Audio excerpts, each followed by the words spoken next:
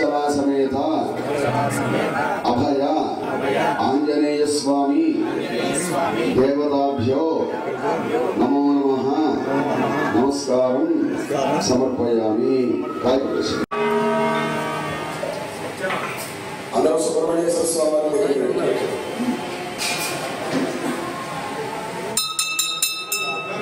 సుబ్రహ్మణ్యేశ్వర స్వామి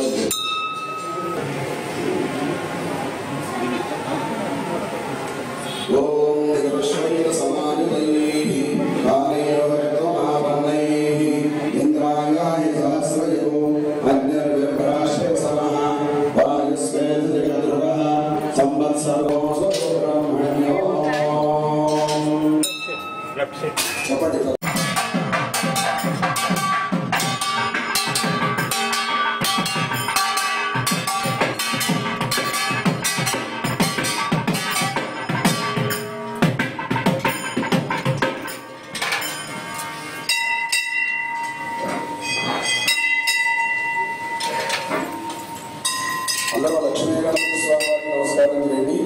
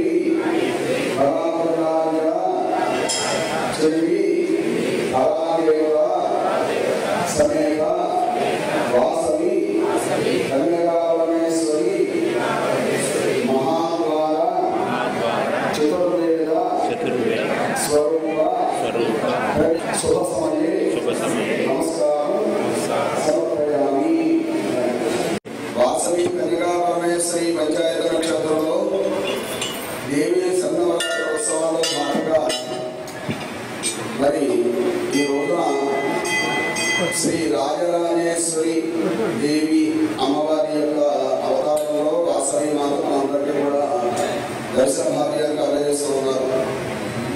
రాక్షసులతో అమ్మవారు యుద్ధం చేస్తూ రోజులో అవతారం ఎత్తుతూ సామదాన వేద దండోపాయాలతో వాళ్ళందరినీ కూడా మంచిగా ఉండాలి, చెడుగా ఉండకూడదు, అందరికీ ఉపకారంగా ఉండాలి అని ఎంత చెప్పినప్పటికీ కూడా రాక్షస బుద్ధి కాబట్టి వారు మారట్లేదు.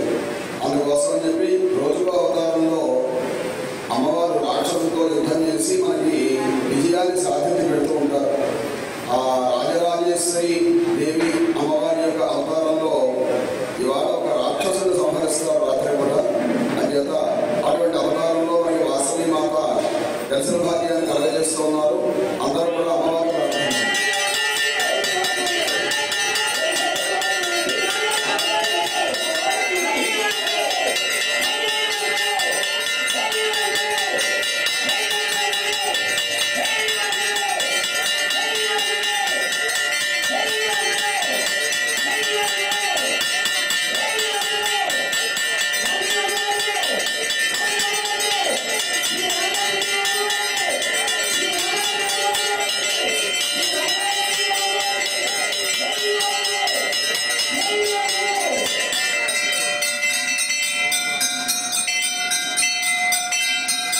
వాసవి జై జయ వాసవి.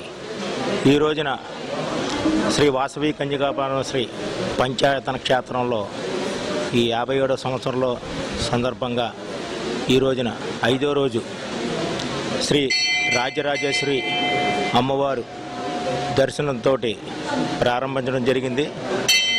అలాగే ఉత్సవమూర్తి అలంకారం వైష్ణవిదేవి దేవతోటి ప్రారంభించడం జరిగింది.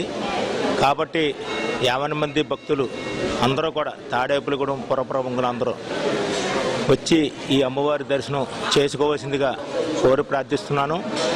అలాగే ఈరోజు సాయంత్రం